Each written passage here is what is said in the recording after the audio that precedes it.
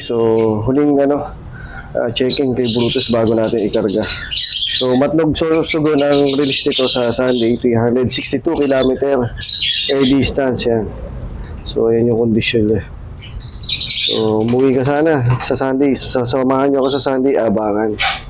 Ayan, si Brutus, sana makauwi pa. Nag-iisang natin live live bird. So, 3 points na to. Pagka nakauwi to, at least 4 points na.